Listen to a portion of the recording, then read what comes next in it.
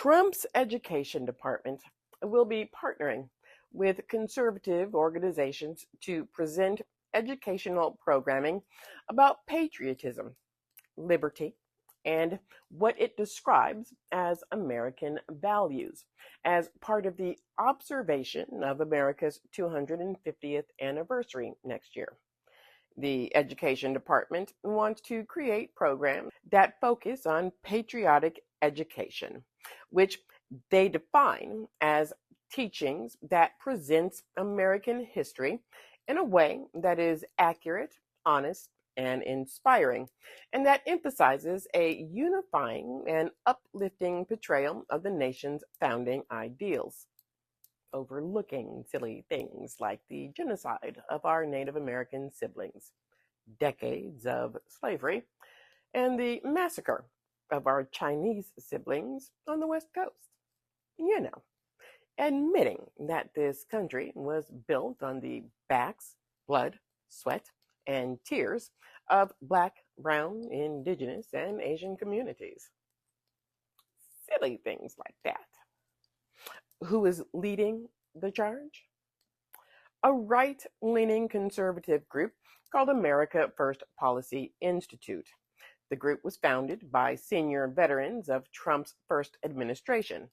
They gathered 40 other conservative organizations, including Turning Point USA, founded by recently deceased Charlie Kirk, Hillsdale College, a private conservative Christian liberal arts college, the Heritage Foundation, an American right-wing think tank, and Moms for Liberty, a far-right group that opposes gender identity, LGBTQIA+, and discussions on race or racism in education. It also includes Christian evangelical groups like the Faith and Freedom Coalition, a conservative political advocacy organization. All of them have joined together to begin planning. But no one could give a good reason as to why only conservative groups were included in the planning. But we know why, right?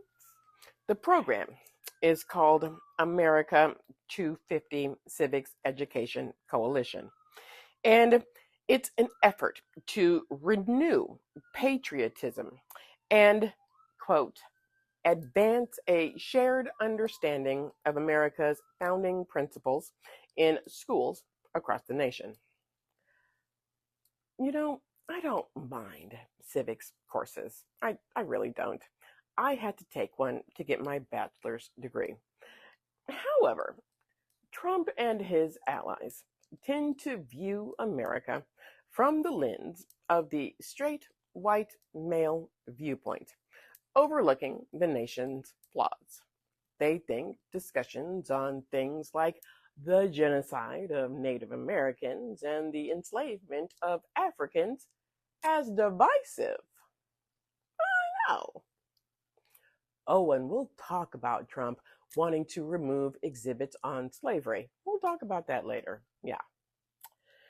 Coincidentally, the Education Department said that they would increase spending on its history and civics education program, taking money from teacher training programs, which the administration has accused of promoting divisive concepts, to boost the civics budget from the $23 million allocated by Congress to $160 million.